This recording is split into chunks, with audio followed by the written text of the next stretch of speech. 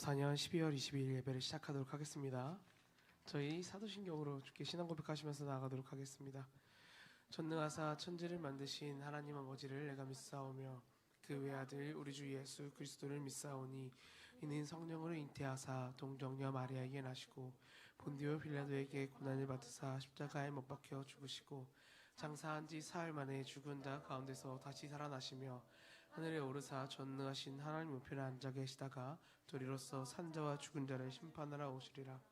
운명을 믿사오며 거룩한 공회와 성도가 서로 교통하는 것과 죄를 사하여 주시는 것과 몸이 다시 사는 것과 영원히 사는 것을 믿사옵나이다. 아멘.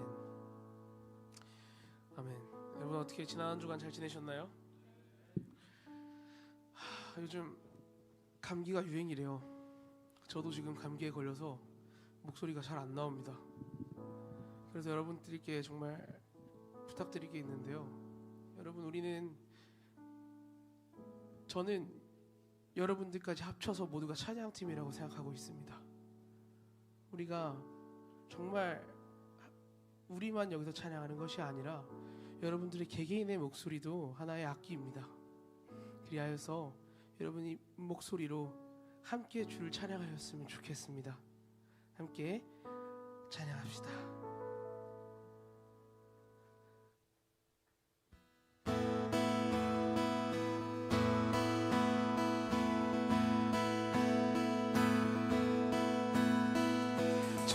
천사들의 노래가 하늘에서 울리네. 모두 소리 높여서 주의 나심 전하세. 모든 만물 기뻐해 산과 들이 노래해.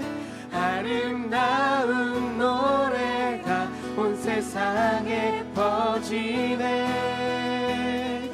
산 위에 올라 예수 나심 전하세. 온 세상 구세주 이 땅에 오심을. 하늘의 영광 온 땅 위에 평화. 만왕의 왕 되신 예수 그리스도 선포해.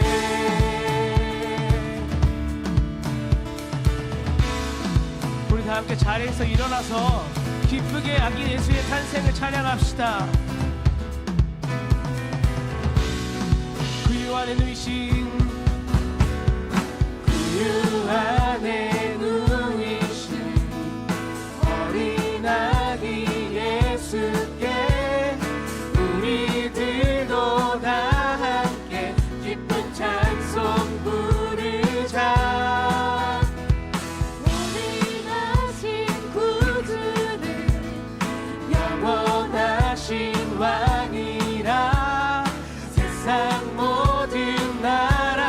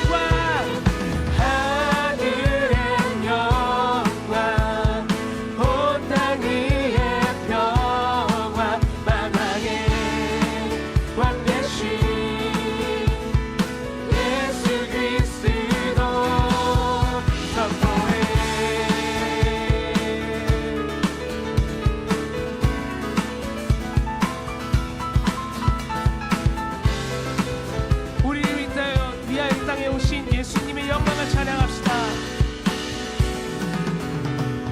영광을 주님께 높이 계신 주님께 찬양받기 합당한 주 경배하여라. 영광을 주님께 높이 계신 주님께 찬양받기 합당한 주 경배하여라. 영광을 주님께 높이 계신 주님께 찬양받기 합당한 주 경배하여라. 영광을 주님께 높이 계신 주님께 찬양받기 합당한 주 경배하여. 영광을 주님께 높이 계신 주님께 찬양받기 합당한 주 경배. 아멘. 우리 주님은 찬양받기 합당하신 분이십니다.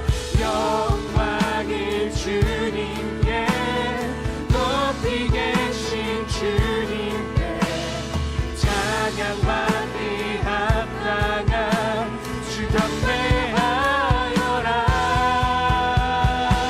산 위에 올라 산 위에 올라 예수 나심 전하세. 온 세상 끝에 주 이 땅에 오심을. 아멘. 하늘의 영광 온 땅 위에 평화 만왕의 왕 되신 예수 그리스도. 산 위에 올라 산 위에 올라 예수 나심 전하세. 온 세상 끝에 주 땅에 오심을. 하늘의 영광 온 땅 위에 평화 만왕의 왕 되신. 우리 다시 한 번 더 고백할까요? 산 위에 올라 산 위에 올라 예수 나심 전. 예수님께서 이 땅 위에 우리를 구원하시기 위하여 내려오셨습니다. 그 구원의 기쁜 소식을 온 열방에 선포합시다. 하늘의 영광 온 땅 위에 평화 만왕의 왕 되신 예수 그리스도 선포해.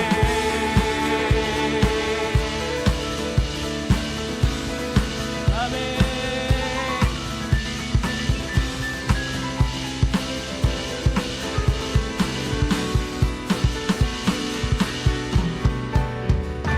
아멘. 우리 주님 영광을 박수 올립시다. 할렐루야.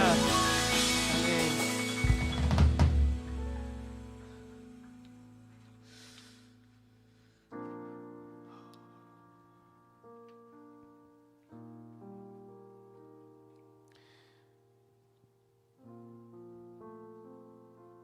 주님께서 이 땅 위에 우리를 위하여 오셨습니다. 아멘. 크리스마스 아기 예수의 나심이 여러분에겐 정말, 우리에겐 정말 기쁜 소식입니다. 크리스마스를 묵상을 하다가 정말 성탄이 하나님께도 기쁜 소식일까? 하나님은 아기 예수를 이 땅에 보내시면서 그가 우리를 위해 십자가를 지실 것이라는 것을, 그 모든 수치와 죄를 짊어지시고 죽을 것이라는 것을 아셨음에도 우리를 위해 이 땅에 보내셨습니다. 정말 하나님에게도 성탄이 기쁜 일일까요? 그러나 성경에서 말씀하시고 있습니다. 우리를 구원하시기 위하여 우리를 너무나 사랑하셨기에 자기 아들 예수를 바치면서까지 우리를 구원하셨다. 그러니까 하나님은 그 구원의 사역을 통하여, 완성되신 그 구원 사역을 통하여 우리가 하나님 나라에 함께 할 수 있음에 정말 기뻐하셨다는 것입니다. 우리 이 사실을 함께 깊이 묵상하시면서 성탄의 의미를 다시 한번 생각하시기 바랍니다. 우리가 단지 아기 예수님이 이 땅에 나신 것을 기뻐하는 것이 아니라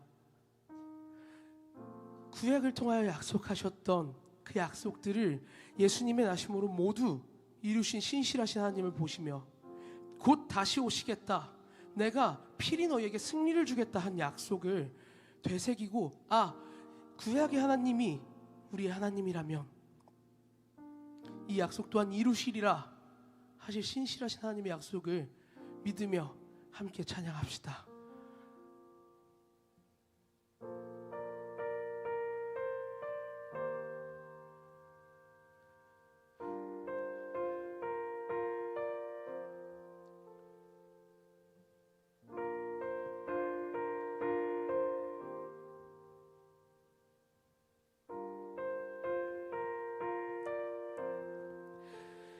이 세상 엄하고 나 비록 약하나 늘 기도 힘쓰며 큰 권능 얻겠네.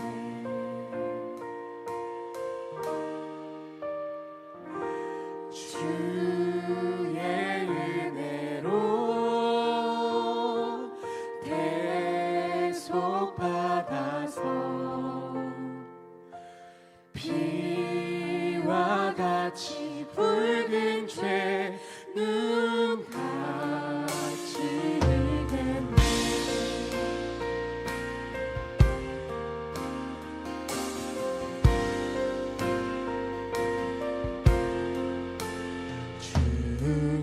주님의 권능은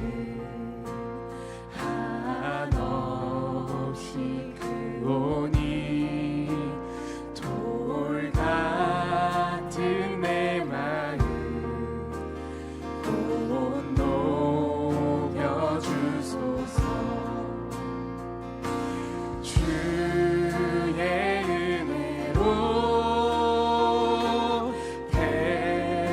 대속받아서 비와 같이 붉은 죄는 같이 되겠네.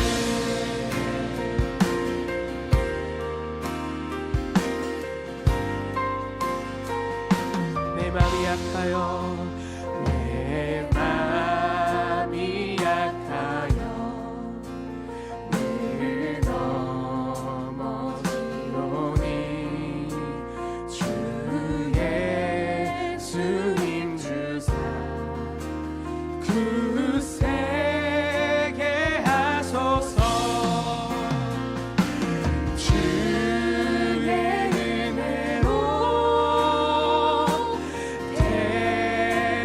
대속받아서 비와 같이 붉은 죄는 같이 되네. 주의 은혜로 대속받아서 비와 같이 붉은 죄는 같이 주의 은혜로, 아멘. 대속받아서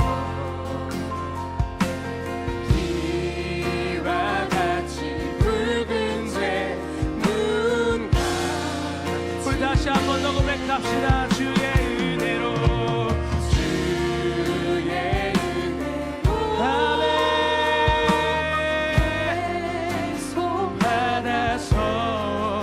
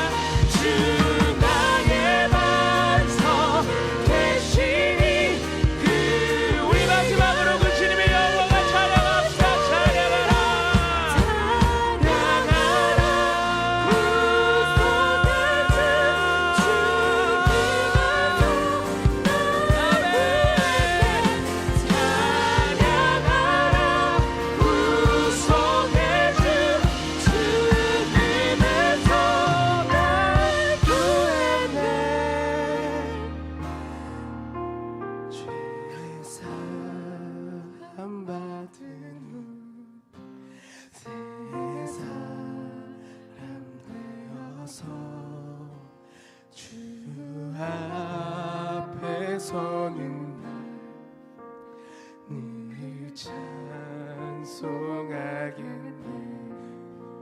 주 앞에서는 날 늘 참해. 주 앞에서는 날 늘 찬송하겠네.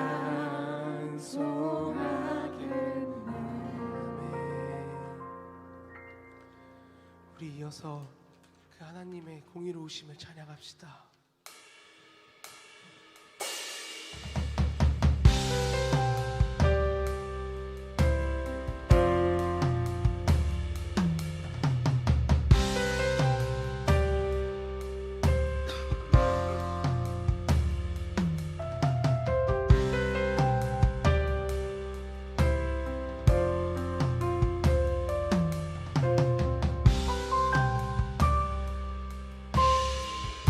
예수 하나님의 공의, 예수 하나님의 공의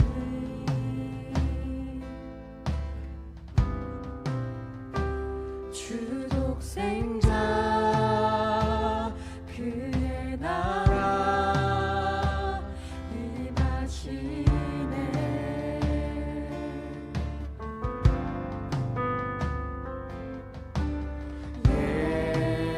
예수 재물이 되신 주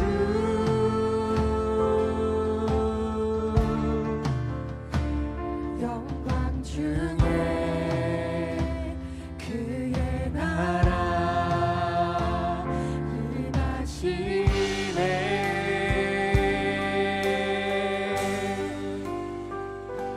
주의 나라 영원하며 그의 영광 무궁하리. 왕의 위엄과 능력이 이제 임하였으니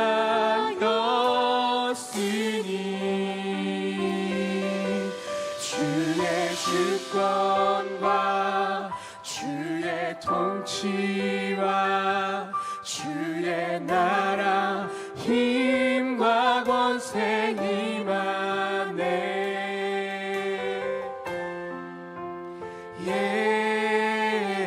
예수 하나님의 공의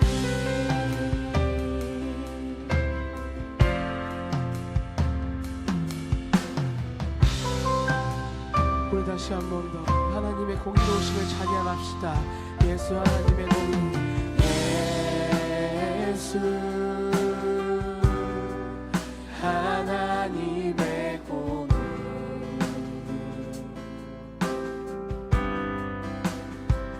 주 독생자 그의 나라 임하시네.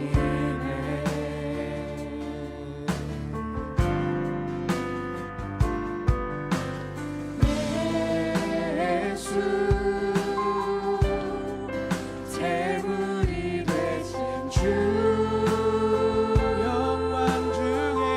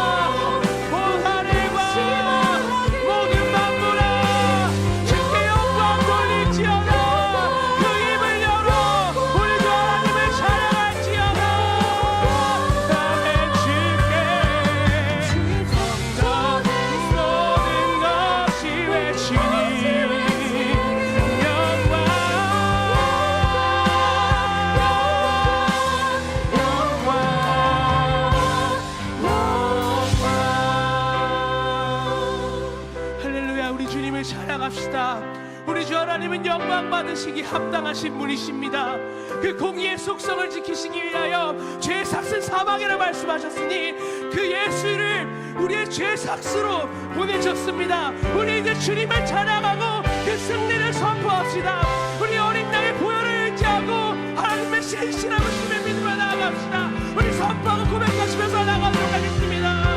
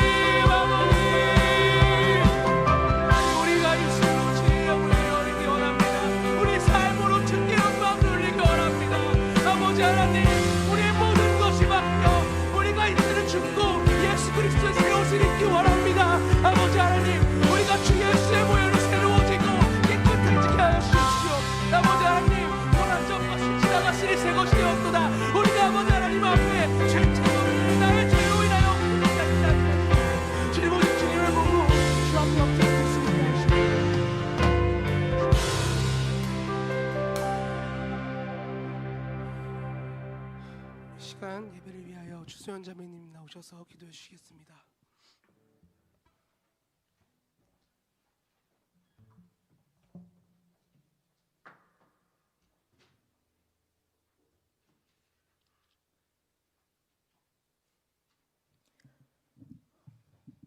기도하겠습니다. 사랑의 하나님 아버지, 오늘도 함께 모여 예배를 올려드릴 수 있게 하심에 주님의 은혜에 감사합니다. 오직 하나님만을 바라보며 사랑의 마음이 가득하게 하고 은혜가 넘치는 거룩한 예배가 될 수 있도록 인도하여 주세요. 저희들의 욕심으로 인해 자신의 것을 먼저 채우며 세상의 헛된 것에 시간을 보내고 묵상했음을 회개합니다. 우리의 연약함을 성령님의 능력으로 붙들어 주시고 주님의 말씀을 묵상하는 청년들이 될 수 있도록 함께하여 주세요. 이번 주간은 성탄절이 있습니다. 우리를 위해 이 땅에 오셔서 참된 평화를 허락하신 주님을 다시 한번 깊이 기억하는 시간 되게 하시고, 지금 이 땅에서 살고 있는 우리에게 성령님 더욱 충만하게 역사하셔서 주님의 사랑을 모르는 자들에게 복음을 전하는 복된 성탄절이 되게 해주세요.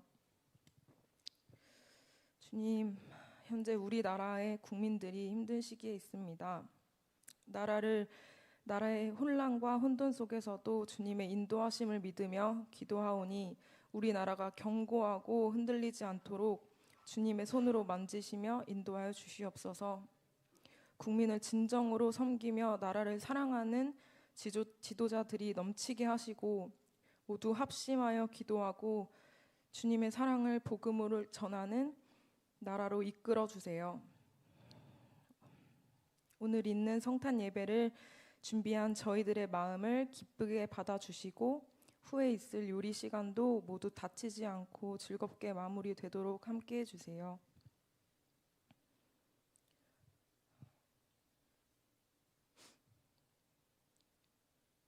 주일 예배에 말씀을 전하시는 우리 목사님께 사랑과 건강을 더하여 주시고 예배를 위해 섬기는 귀한 손길들도 기억하시고 기쁨으로 섬기게 해주세요.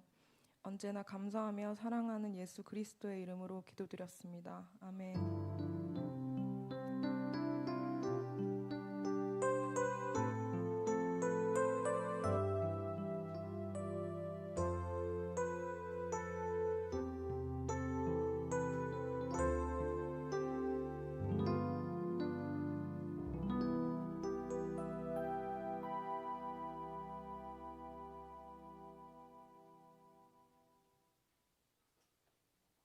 오늘 우리에게 주신 하나님의 말씀은 요한계시록 20장 1절에서 10절 말씀입니다. 제가 대표로 봉독하겠습니다. 또 봄에 천사가 천사와 무저갱의 열쇠와 큰새 사슬을 그의 손에 가지고 하늘로부터 내려와서 용을 잡으니 곧 옛뱀이요 마귀요 사탄이라.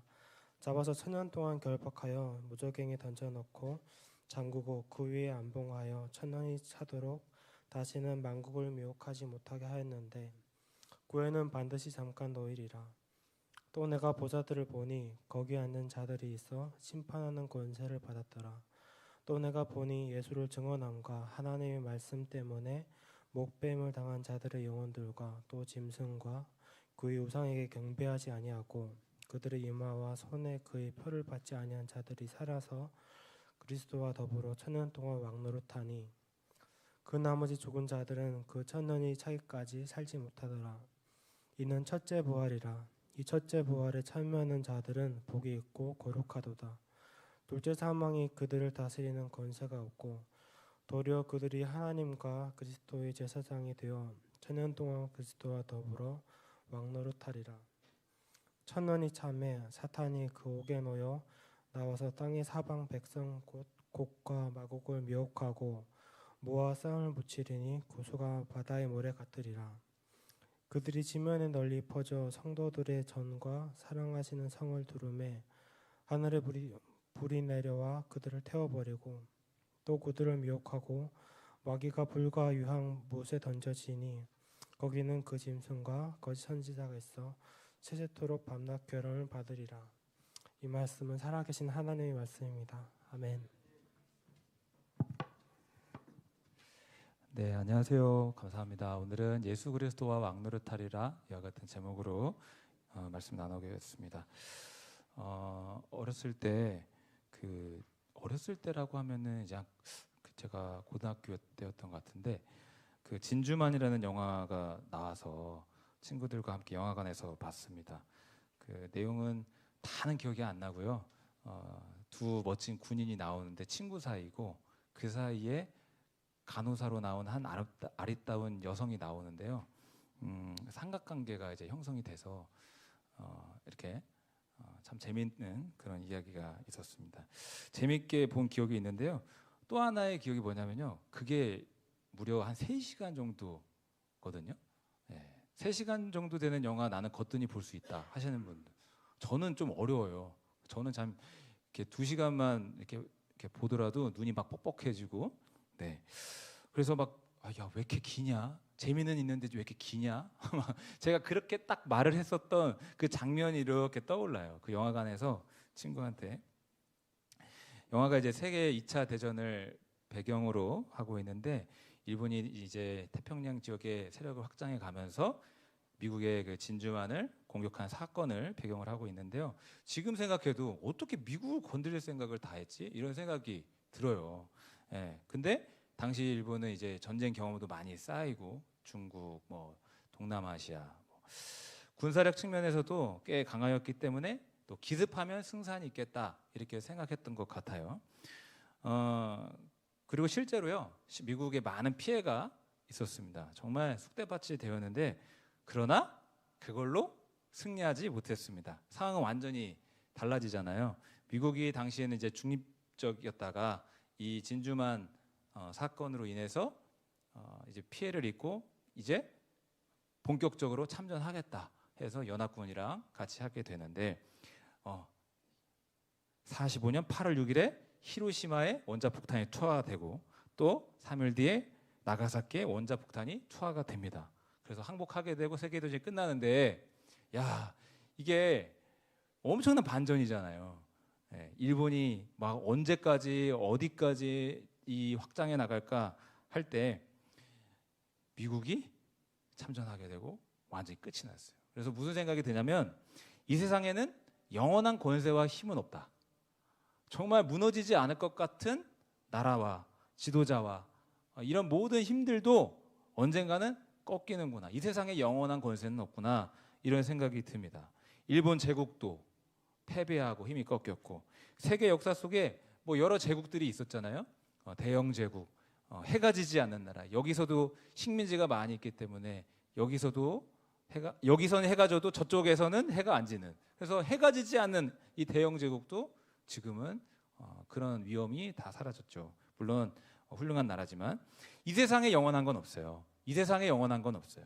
그런데 영적인 세계에서도 마찬가지예요. 무슨 말이냐면 마귀의 권세, 우리가 어떻게 할 수 없을 것 같은 그 마귀의 권세도 다 패배하게 됩니다. 마귀가 우리를 억누르고 괴롭힐 것 같지만 패배합니다. 그렇다면 영원한 권세는 누구에게 있는가? 바로 우리 살아계신 하나님께 있는 줄로 믿습니다. 그 아들 예수 그리스도께 있는 줄로 믿습니다. 오늘 찬양하면서 또 그런 맨날 요즘에 찬양하면서 받았던 은혜를 이렇게 나누게 되는데 예수 그리스도를 선포하라. 예수 그리스도를 선포하라 하는데 막 마음이 뜨거워지는 거예요. 그분이 우리에게 승리를 주셨습니다. 그 진정한 영원한 권세는 우리 주 예수 그리스도께 성삼위 하나님께만 있습니다. 그분을 따라가는 우리에게 반드시 은혜가 있을 건데요. 오늘은 요한계시록 20장의 말씀을 보려고 하는데요. 요한계시록은 어떤 책이냐? 첫 절에 예수 그리스도의 계시라. 예수 그리스도께서 우리에게 주시는 주님의 뜻과 계획들, 이것들을 말씀을 보여주시는데 각종 환상과 상징들이 나오기 때문에 참 해석하기가 어렵습니다. 참 난해합니다. 명확한 글이면 좋겠는데 참 묵시적인 글이에요. 이게 참 그래서 이 틈을 타서 많은 사이비 이단 단체들이 이 요한계시록으로 이 상징의 숫자가 무슨 의미인 줄 아느냐, 이 상징적인 색깔이 무슨 의미인 줄 아느냐 하면서 자기 나름대로의 교리를 정립해가지고 포교 활동을 해요. 저 역시 참 요한계시록을 보면서 그동안 이제 통독했던 것과는 달리 이제 조금 이제 설교를 같이 하고 나눠야 되니까 보다 보니까 내가 이렇게까지 부족하구나, 참 모르는 게 많구나 이런 생각이 들었는데 대단하고 특이한 해석이 아니라 보편적인 해석들을 참고로 해서 이 시간에 조금 은혜를 나누겠습니다. 먼저 20장 1절부터 3절까지의 말씀 같이 세 절의 말씀을 좀 읽어보겠습니다. 시작. 또 내가 보매 천사가 무저갱의 열쇠와 큰 쇠사슬을 그의 손에 가지고 하늘로부터 내려와서 용을 잡으니 곧 옅뱀이요 마귀요 사탄이라. 잡아서 1000년 동안 결박하여 무저갱에 던져 넣어 잠그고 그 위에 임봉하여 1000년이 차도록 다시는 만국을 미혹하지 못하게 하였는데 그 후에는 반드시 잠깐 누이리라. 이게 내용을 그대로 따라가 보면 20장 1절에 내가 봄에 나오죠. 내가 봄에 요한이 이제 주님이 주신 환상을 보게 됩니다. 근데 천사가 무저갱의 열쇠와 큰 쇠사슬을 가지고 하늘로부터 내려온다라고 해요. 그리고 내려와서 그 큰 쇠사슬을 가지고 누군가를 잡아서 무저갱에 넣고 감금을 시킵니다. 용을 감금을 시키는데 용을 잡으니 이런 구절이 있었죠. 그러니까 사단 마귀를 상징하는 용을 잡아서 어떻게 한다? 결박하여 무저갱에 던져 감금시킨다. 잠가버려서 나오지 못하게 한다. 이런 구절이 있었어요. 여기서 이제 무저갱? 대체 무저갱이 뭐지? 이런 생각이 들 거예요. 우리가 흔히 쓰는 단어가 아니잖아요. 무저갱이라는 단어 뭐 양갱인가? 뭐 이런 생각이 드는데 도대체 먹는 건지 뭔지 뭐 이런. 근데 어디냐? 뭐 설명을 드리면 악한 영들이 갇히는 두려운 장소, 심판의 장소 이렇게 생각해 볼 수 있겠습니다. 과연 그러한가? 무저갱에 대한 어떤 설명이 요한계시록 말고 다른 성경에는 없는가 했을 때 누가복음에 있습니다. 그러니까 예수님이 귀신 들린 사람을 만났을 때 귀신이 두려워 떨면서 예수님께 이렇게 말을 했어요. 무저갱으로 보내지 마소서. 무저갱으로 들어가게 하지 말아주소서. 누가복음 8장 30절 31절에 있습니다. 한번 읽어볼게요. 예수께서 내 이름이 무엇이냐 물으신즉 이르되 군대라 하니 이는 많은 귀신이 들렸음이라. 무저갱으로 들어가라 하지 마시기를 간구하더니. 무저갱은 사단 마귀가 갇히는 장소이며 또 심판받는 장소다 이렇게 알 수 있는데 이곳에 이제 사단 마귀를 가두어놓는 것을 보게 됩니다. 활동하지 못하게 막는 거죠. 1000년 동안 용이라고 상징된 그 사단 마귀의 활동을 하지 못하게 하는 겁니다. 그런데 또 3절에 보면은요. 그 후에 이 누가복음 말씀 요한복음 20장 3절에 보니까 그 후에 반드시 잠깐 노일이라 하여서 하나님의 허락 속에 하나님의 주권 속에서 마귀가 활동이 제한받고 열리는 이런 것을 보게 됩니다. 여기서 우리가 한 가지 알 수 있는 게 있는데요. 그것은 사단 마귀의 활동조차도 하나님의 주권 속에서 하나님의 통치 속에서 이루어진다라는 겁니다. 즉 다시 말해서 하나님의 허락 없이는 사단 마귀도 활동할 수 없다라는 거예요. 이게 조금 어려운 겁니다. 이게 이해하기가 참 어려운 겁니다. 세상에 존재하는 악과 고통을 우리가 어떻게 이해할 수 있을까? 여러분 아마 이제 나라를 생각하면서 이 세계에 있는 많은 사건 사고들을 보면서 세계에 왜 이 가난이 있고 전쟁이 있고 고통이 있고 악이 있고 도대체 하나님은 선하신데 왜 이 땅에서는 이런 악이 존재하는가? 신은 과연 정당한가? 이런 질문을 할 수밖에 없는 거예요. 이게 신학적으로는요, 이런 질문이 신정론에 들어가는 질문이에요. 신정론. 신은 과연 정당한가? 신은 선하신데 왜 이 땅에는 고통과 죄가 가득한가? 신정론에는요, 어떤 주제가 있냐면 마귀는 하나님의 허락과 통치 아래에서만 활동할 수 있다는 관점이 있어요. 질문이 많이 떠오를 거예요. 그 중에 하나가 하나님이 허락해야만 만약 마귀가 활동한다면 그러면 하나님과 마귀는 같은 편인가? 하나님의 지시 속에서 하나님의 허락 속에서 움직여야 한다면 하나님과 마귀는 같은 속성을 가지고 있나? 이런 질문도 떠오를 수 있다는 거예요. 그러나 그렇지 않습니다. 마귀는 악하고요, 하나님은 선하십니다. 완전히 다릅니다. 이해를 잘해야 되는데 하나님은 선하신데 그분의 선하신 목적을 위해서 하나님의 놀라운 깊으신 지혜로 마귀를 활용하시고 사용하실 수 있다라는 겁니다. 이게 참 표현조차도 신중하게 해야 되는데 잘못 이해하면 하나님이 마치 악의 근원인 것처럼 사단 마귀를 마치 하수인처럼 사용하시는 것처럼 이해할 수 있는데 그게 아니라 하나님의 놀라운 지혜와 지식을 가지시고 선하신 뜻을 가지시고 마귀를 이용할 수 있다라는 겁니다.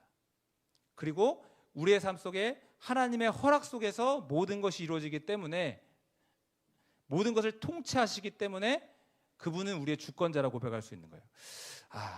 한번 예를 들어볼까요? 이 신정론에 대한 것을 이해를 하려면 대표적인 게 두 예를 들 수 있어요. 하나님께서 악을 사용하셨다, 악을 허락하셨다.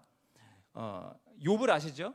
욥은 하나님 보시기에 굉장히 바르고 의로운 사람이었습니다. 얼마나 의로운 사람이었냐면요, 여러분 생일이 있으실 거예요. 이번 주에 광고에도 생일자가 들어가는지 모르겠는데 생일이 있을 때 특히 자기의 자식들이 생일 잔치를 치를 때에 흥겨운 분위기, 즐거운 분위기에 취해서 그 중에 죄를 지었을까 봐 생일 잔치가 끝나면 너와 자식들을 차례차례 불러다가 하나님 앞에 회개하게 하고 번제를 드리고 깨끗하게 하는 이 정화의 과정을 꼭 시켰어요.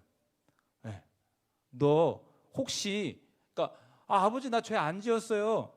너 혹시 몰라. 너 그때 무슨 말을 했어? 너 그때 무슨 행동을 했어? 하나님 앞에 늘 바르게 서야 돼. 이렇게 자녀 교육을 시켰던 사람입니다. 여러분 생일 잔치 후에 회개하시기를 바랍니다. 만약에 죄를 지었다면 이렇게 선하게 사는 욥이었는데 내가 두루 이 땅을 돌아볼 때 욥과 같은 자가 없다라고 했는 그 욥이 고통을 당하게 됩니다. 자식들을 잃게 되고 모든 부와 명예, 건강까지 다 잃어버립니다. 이때 이 욥을 보면서 사람들은 이 하나님의 깊은 지혜와 지식과 선하심을 모르니까 특히 아내가 뭐라고 하냐면 너 더 이상 하나님을 섬길 필요가 있냐? 하나님을 욕하고 저주하고 죽어. 이렇게 이야기를 합니다. 여러분 남자 잘 만나시고 여자 잘 만나야 되는데 이런 사람 만나면 안 돼요. 제가 이렇게 저희 아내 칭찬하는 것 중에 하나가 뭐냐면 지붕이 없어도 당신과 결혼하겠다. 아니 지붕 하나만 있으면 된다. 30평 40평 되는 아파트 뭐 없어도 된다. 그냥 당신만 보고 오겠다. 그때 당시에 원룸에 지내고 있었거든요. 그래도 당신과 결혼하겠다. 팔불출인데 아무튼 가장 어려울 때 있어주는 사람이 진정한 사람이고 가장 기쁠 때 같이 있어주는 사람이 진정한 내 사람이라고 생각이 들어요.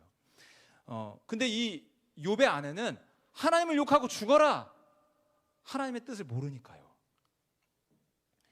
근데 이런 생각이 들어요. 희대의 약처 같지만 아마 그녀도 꽤 믿음이 있었지 않았을까요? 욥의 아내인데, 심지어 욥의 아내인데 아마도 그 욥의 아내도 그렇게 악처는 아니었을 거예요. 근데 고난이 있으니까 밑바닥이 드러나는 거죠. 이 고난이 어떻게 왔을까? 그 과정을 설명하는 욥기 1, 2장을 보니까요, 하나님께서 사단으로 하여금 몸을 치고 생명을 거두진 말지만 몸을 치고 그의 것을 취하라고 하는 허락의 장면이 나옵니다. 2장 6절인데 같이 한번 보겠습니다. 읽어봅니다.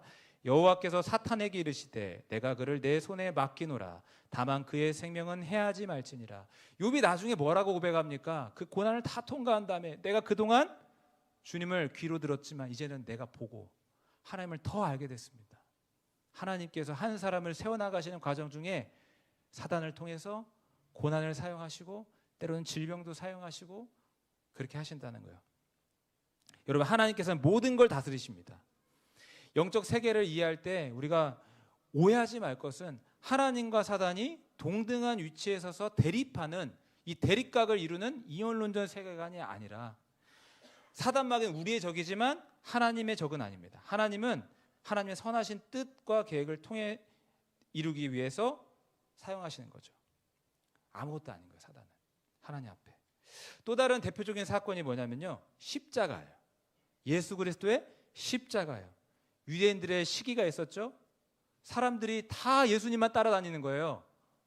그러면서 내가 하나님과 동등하다, 나와 아버지는 하나이니라, 내가 하늘로부터 왔다 말하니까 신성모독이다, 시기하고 질투하면서 그 유대인들이 칼을 꽂으라고 했어요. 그리고 그들의 모함에 의해서 로마인들에 의해서 십자가까지 갔습니다. 이게 말도 안 되는 거죠. 이런 악이 세상에 어디 있어요? 죄 없는 하나님의 아들이 죄 있는 자만 달리는 그 십자가 위에 달린 것. 네. 유대인들의 죄가 있었고요. 그것들을 왜 하나님이 멈추지 않으셨을까? 왜?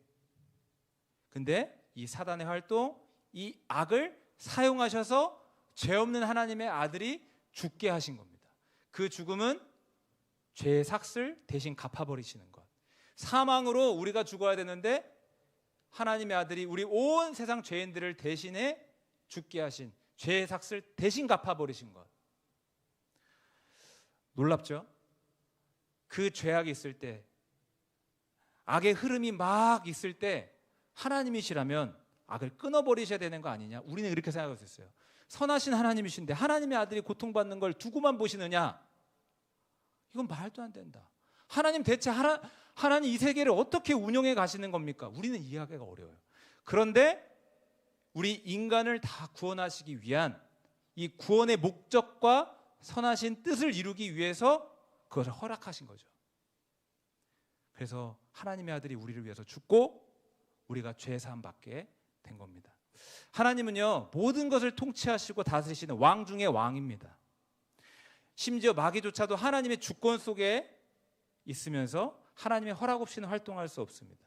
이게 오늘날 우리에게 어떤 위로를 주느냐? 내 삶은 하나님 손 안에 있다는 거예요. 나는 지금 힘든데요? 나는 지금 고통받고 있는데요? 이해할 수 없는 일들이 내 삶에 너무 많은데요? 하나님은 알고 계세요. 내 가까운 가족도 친구도 아무도 나를 모르지만 하나님은 알고 계시고 하나님의 주권과 통치 속에서 함께하고 계세요. 예전에 청년 신방을 한번 간 적이 있는데 갑자기 떠올랐어요. 뭐냐면 저쪽 삼성의 어떤 뭐 일하는 친구인데 직장까지 갔어요. 찾아갔어요. 갔더니 그 친구가 저한테 그런 얘기를 해요. 뭐라고 하냐면 정말 이해할 수 없는 고난이 겹겹이 나에게 찾아왔는데 어느 순간 풀리는데 그냥 이 모든 게 하나님이신 것을 내가 그제서야 알았고 나는 그 이후로 하나님을 따르기 시작했다. 여러분, 우리 하나님의 주권과 통치 속에 있습니다. 마귀 때문에 너무 고통스러운데 이걸 어떻게 이길까요?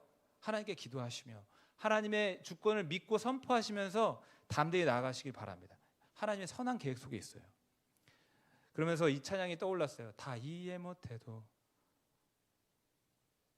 다 알 수 없어도 그 사랑 얼마나 아름답고 놀라운지. 여러분, 하나님의 선하심을 믿으시기 바랍니다. 네, 하나님 함께하고 계십니다. 하나님의 주권과 통치 속에서 나를 다스려가고 계십니다.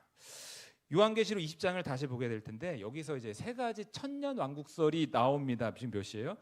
53분이네요.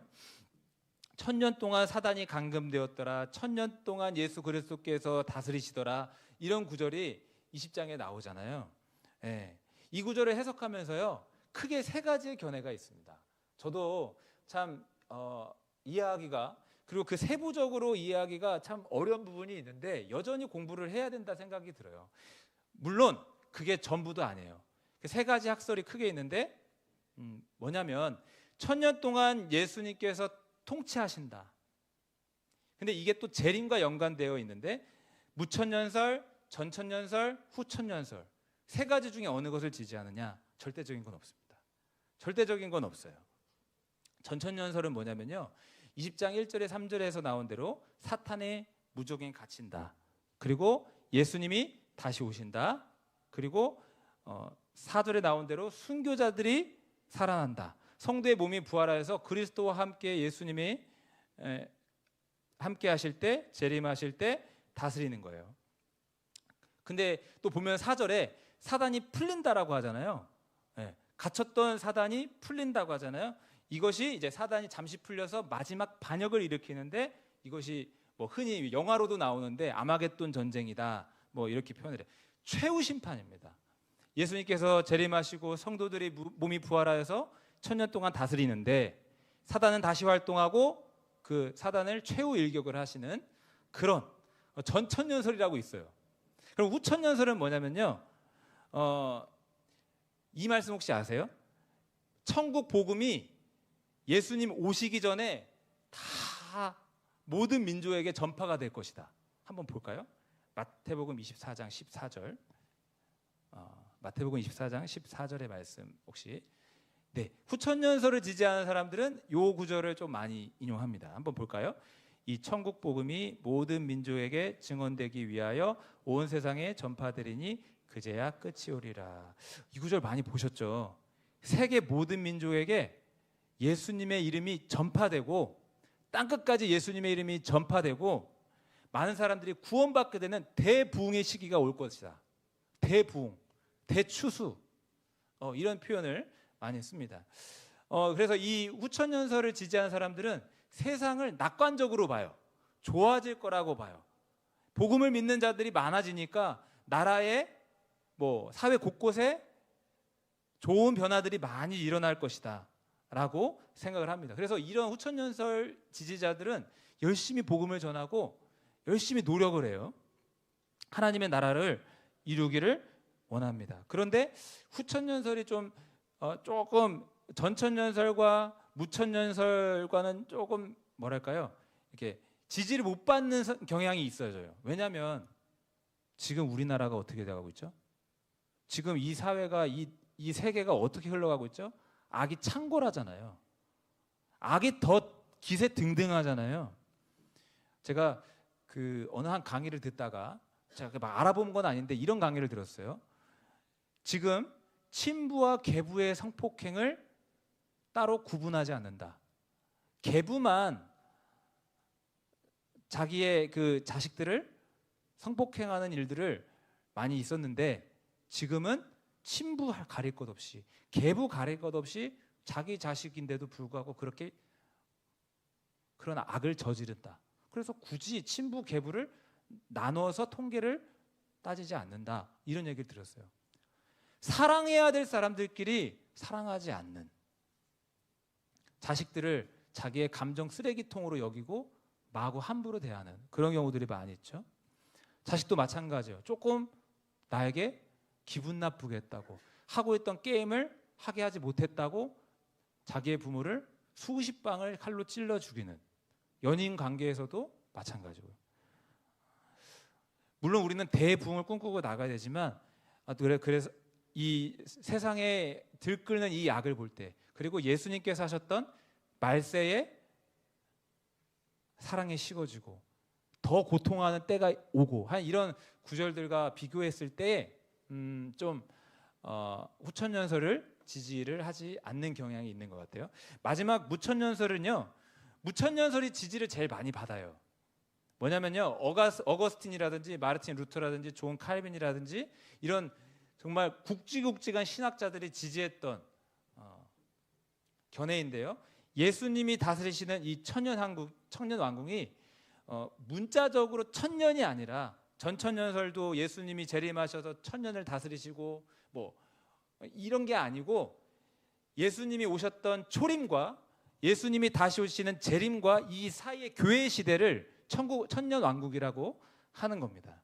그러니까 무천년설에 따르면 지금이 그리스도가 성도들과 함께하는 이 천년 왕국을 이야기하고 있는 겁니다.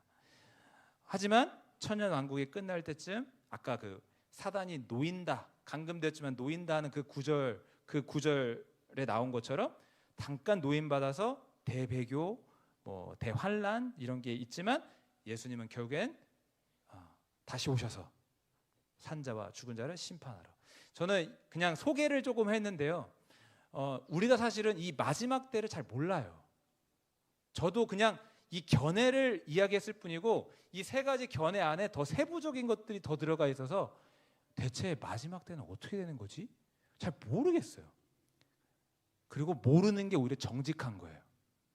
예수님도 그날과 그 시는 알지 못한다, 이렇게 말씀을 하셨기 때문이죠. 우리는 지금 우리가 할 수 있는 것은 하나님의 주권, 하나님의 통치를 인정하고 그분이 오실 날을 바라보면서 깨어 있는 거죠. 그리고 확신할 수 있는 것은 뭐냐면 예수 그리스도가 나와 함께 하시고 예수 그리스도와 함께 할 때 내가 왕노릇할 수 있다라는 겁니다. 계시록 20장 4절의 말씀을 함께 볼까요? 네, 20장 4절 같이 읽어보겠습니다. 또 내가 보좌들을 보니 거기에 앉은 자들이 있어 심판하는 권세를 받았더라. 또 내가 보니 예수를 증언함과 하나님의 말씀 때문에 목배임을 당한 자들의 영혼들과 또 짐승과 그의 우상에게 경배하지 아니하고 그들의 이마와 손에 그의 표를 받지 아니한 자들이 살아서 그리스도와 왕노릇하니. 4절을 보니까요,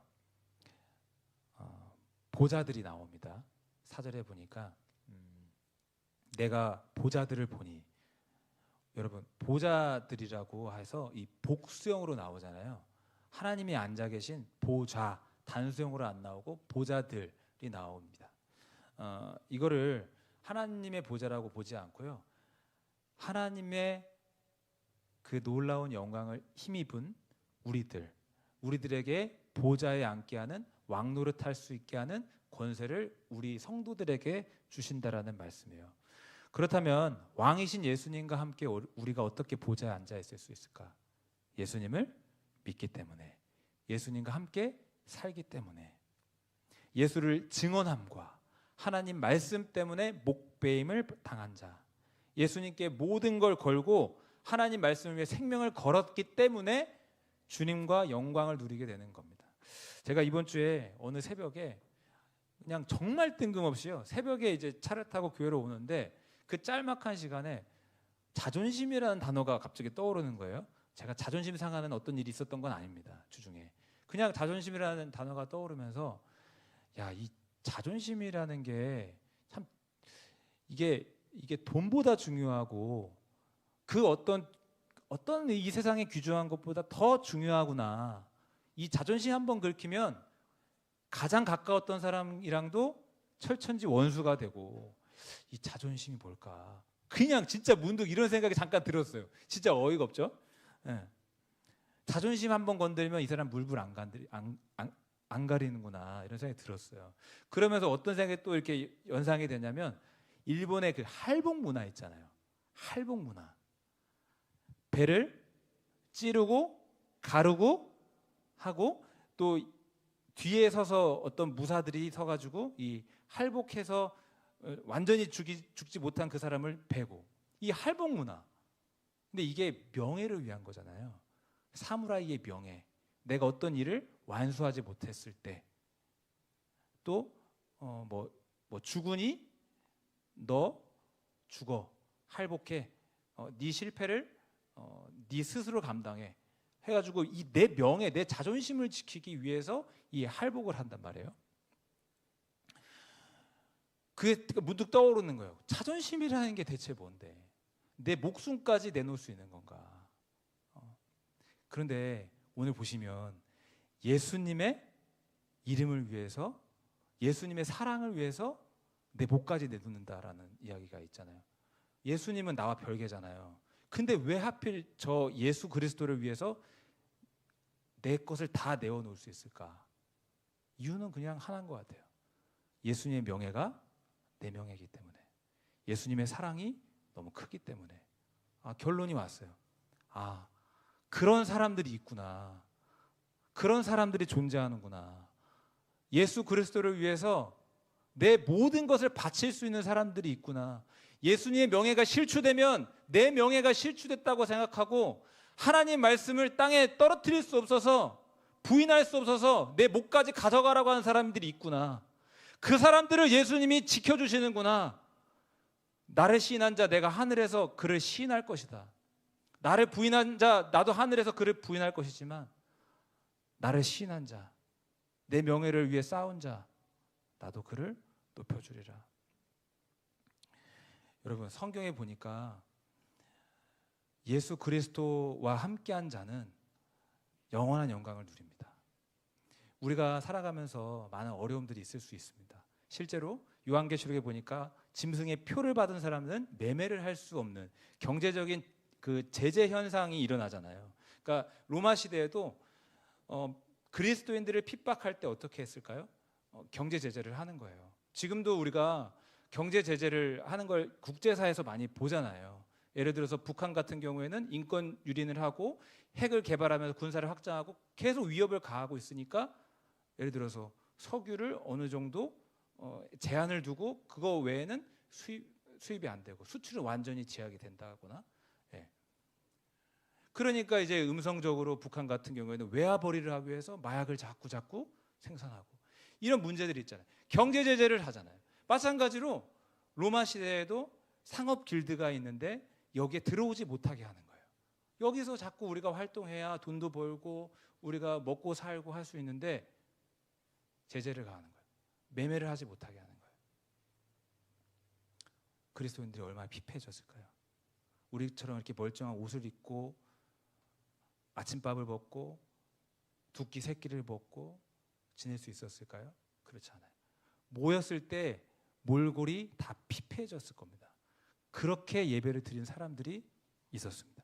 그런데 완전 역전되는 거예요. 아까 제가 서두에서 그런 예를 들었잖아요. 미국의 참전으로 원자폭탄이 투하되고 일본은 다 끝났어요. 예수 그리스도께서 참전하셨어요. 우리를 위해서. 예수 그리스도께서 승리해 주셨어요. 죄 때문에 고통받는데 이 죄값 다 갚아주시고 그분이 피 흘려 놓으셔서 우리가 죄와 저주와 모든 사망에서 자유함 얻고 하나님과 함께하는 인생이 되었어요. 놀라운 거죠. 6절에도 그리스도와 더불어 왕노릇하리라. 말씀을 정리하겠습니다.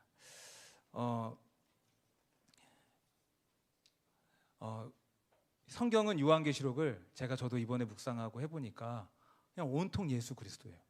온통 예수 그리스도예요.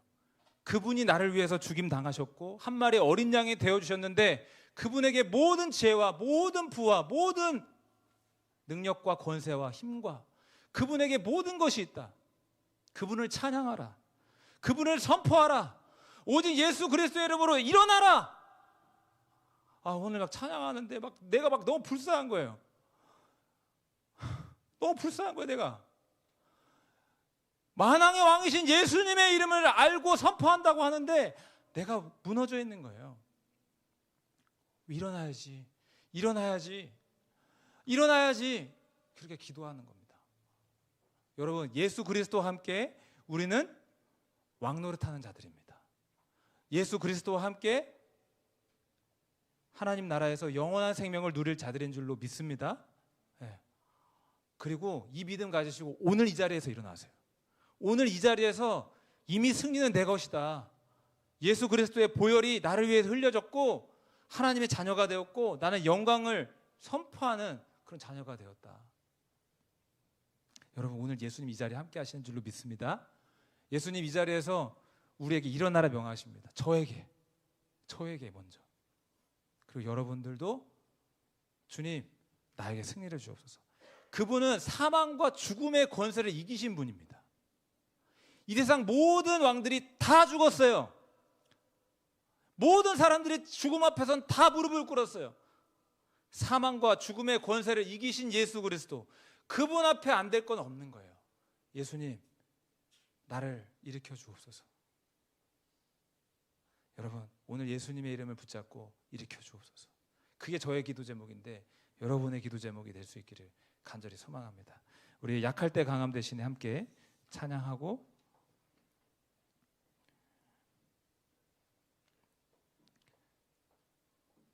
기도하도록 하겠습니다.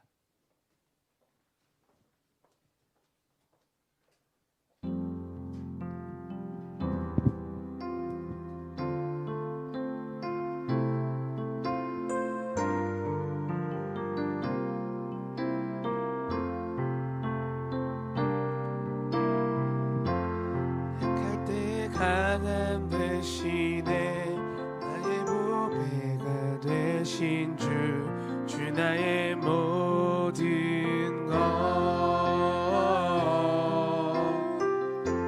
주 안에 있는 보물을 나는 포기할 수 없네.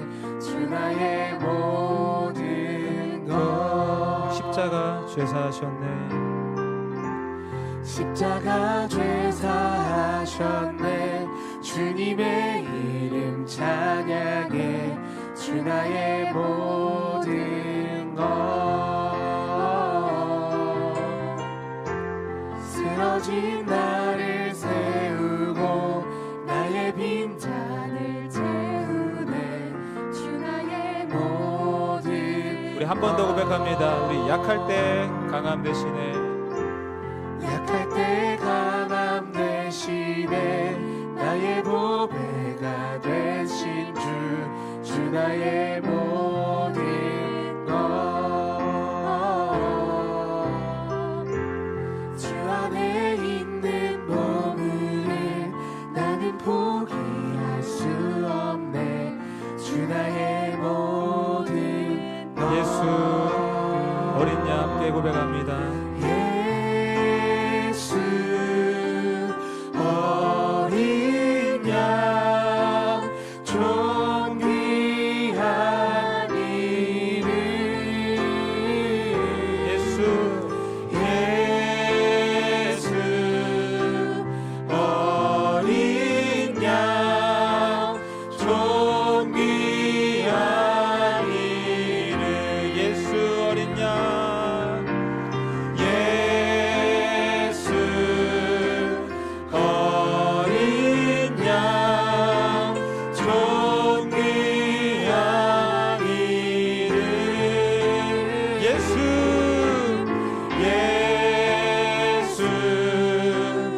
어린 양 존귀한 이름. 이 시간 주님의 이름을 부르며 함께 기도합니다. 주여, 오 예수님, 이 시간 주님의 이름을 부르며 나아갑니다. 우리 오늘 이 시간 우리를 회복시켜 주시옵소서. 그리스도와 함께 왕노릇하며 하나님과 함께 영광을 누릴 우리들이 이 시간 이 세상 속에 살아가면서 때로는 힘겹고 어려울 때가 많이 있습니다. 주님, 우리는 왕의 자녀입니다. 주님과 함께 왕의 권세를 가지고 이 세상을 다스리고 통치하는 우리의 권세가 있는 줄로 믿습니다. 주님, 우리에게 힘과 능력 주시고 사망과 죽음의 권세를 이기신 예수님과 함께 일어나게 하여 주시옵소서. 일어나게 하여 주옵소서. 약할 때 강함 되시는 우리 주님만 바라볼 수 있도록 도와주시옵소서. 주님, 오늘도 주님만을 의지합니다. 주님, 우리를 돌봐주시옵소서. 주님의 놀라운 은혜와 능력으로 함께하여 주시옵소서. 우리 청년들의 간절한 기도에 응답하여 주시고, 때로는 이해하기 어렵고 고통스러운 순간일지라도 주님이 나의 삶을 주장하시고 주님이 나의 삶을 하시고 주님께서 돌봐주실 것을 믿고 하나님을 찬양하며 나아가는 우리 모두가 되게 하여 주옵소서. 하나님 감사합니다. 주님 돌봐주옵소서. 주님 일어나게 하여 주시옵소서.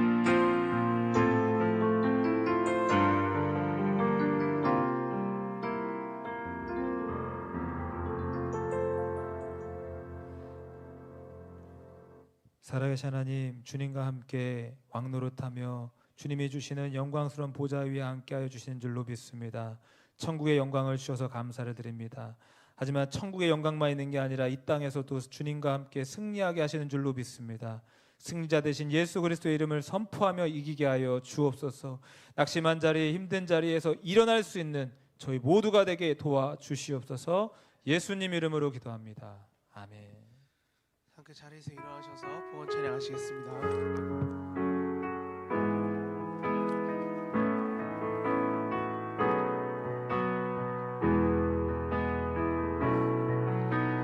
나의 모습 나의 소유 주님 앞에 모두 드립니다. 모든 아픔 모든 기쁨 내 모든 눈물 받아주소서. 나의 생명을 드리니 주 영광 위하여 사용하옵소서. 내가 사는 날 동안에 주를 찬양하며 기쁨의 제물 드리 나를 받아주소서.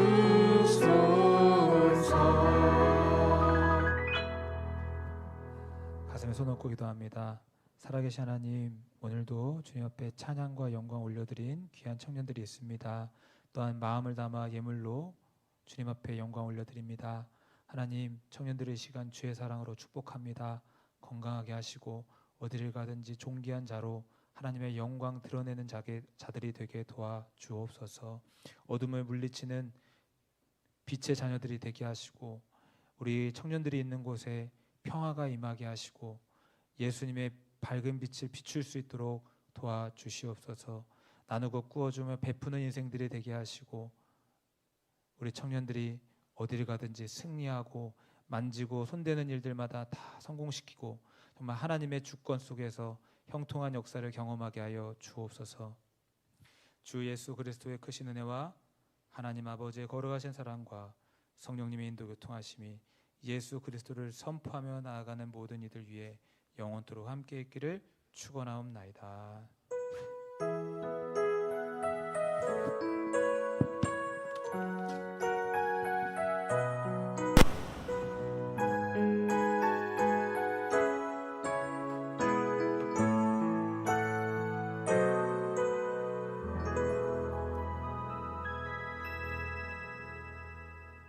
네, 여러분들 안녕하세요. 오늘도 교회 나오실 때 하나님의 여러 유혹이 있으셨을 텐데 그 유혹을 뿌리치고 하나님을 붙들고 나오신 여러분들을 진심으로 환영하고 축복합니다. 지금 이 시간 잠깐 체크하는 시간 가질 텐데요. 아직 못하신 분들은 출석 체크해 주시면 감사하겠습니다.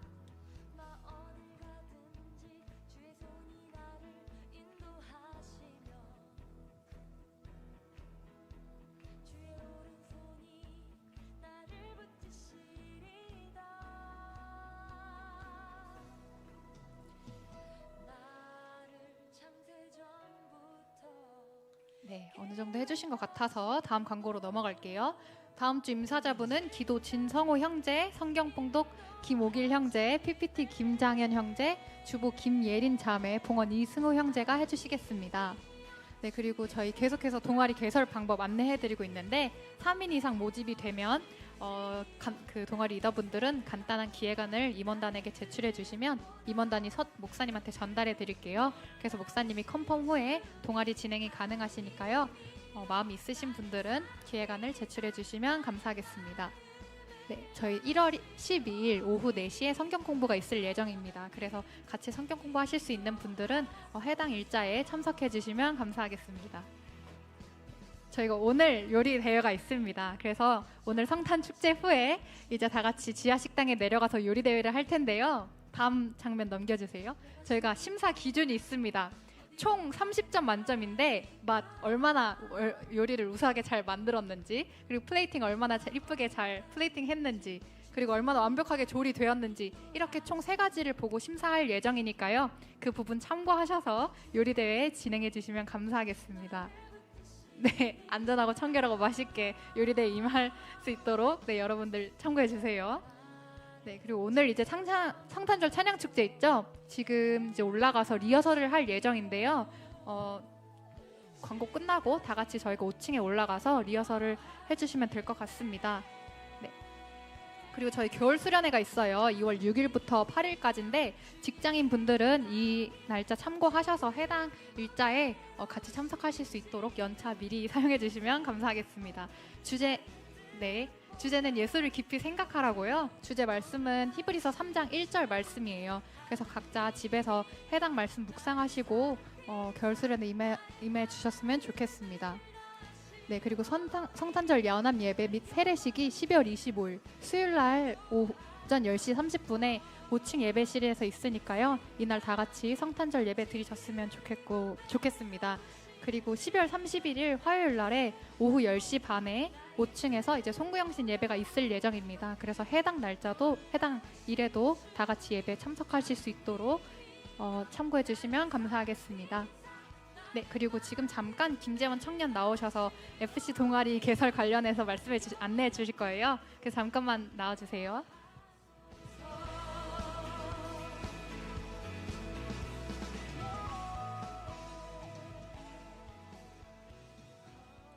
네, 안녕하세요. 김재원 청년입니다. 저희 이번에 제가 풋살 축구 정말 좋아해서 청년들과 함께 하면 좋겠다 생각해서 강남 성원 FC 동아리 개설했습니다. 그 관련해서 간단하게 소개해 드리려고 하는데요. 저희 강남 성원 FC 동아리 개설 명단인데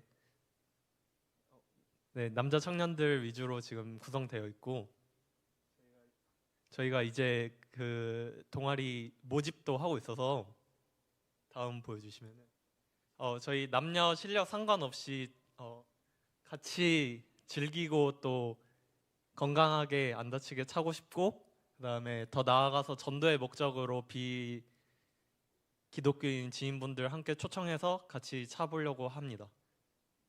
일시는 매달 둘째 주에 정기적으로 진행할 예정이고 또 교회 일정이 없는 주에는 같이 차려고 2시간씩 진행하려고 합니다. 그리고 장소는 교회 근처에 마루공원이나 공짜 풋살장이 많아서 거기 미리 예약해가지고 진행하려고 합니다. 네, 감사합니다. 네, 감사합니다. 그리고 저희 정준수 형제가 10월 31일 생일인데 오늘 안 나오신 것 같아요. 그래서 해당 날짜에 정준수 형제님한테 연락 각자 해주시면 감사하겠습니다. 그리고 오늘 영음이 동생이 군 휴가라고 방문해 줬다고 하는데 혹시 정음이를 교회에서 보시면 환영해 주시면 좋을 것 같고 또 김태훈 형제님이 미국에서 잠깐 방문해 주셨어요. 네, 환영합니다. 네, 잘 오셨습니다. 네. 그리고 저희 그 메리 크리스마스 기획팀에서 진짜 영상이랑 합창 너무 열심히 준비해 주셨어요. 그래서 각 그 기획팀한테 감사하다고 인사해 주시면 좋을 것 같고 지금 저희가 이제 위에 올라가서 리허설을 할 예정인데요. 저희가 빵을 조금 준비했어요. 그래서 배고프신 분들은 위에서 기다리시면서 좀 같이 빵 드시면 될 것 같습니다. 지금 다 같이 5층으로 올라갈게요.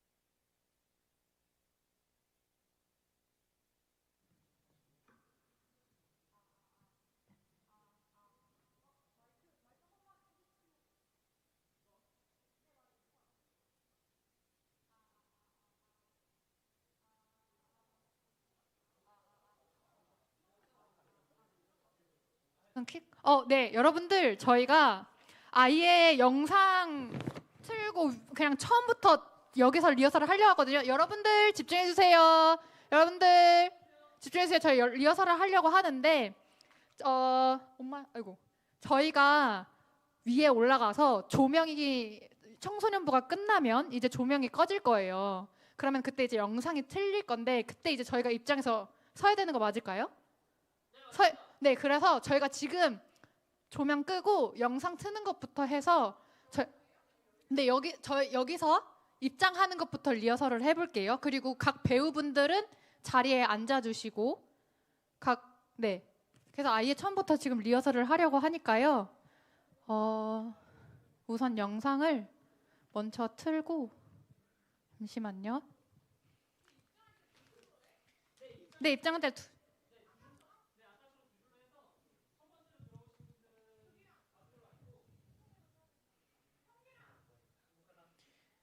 그 위에서 섰을 때 각자 옆에 누가 섰는지 기억하시고 그대로 줄을 서셔야 될 것 같아요.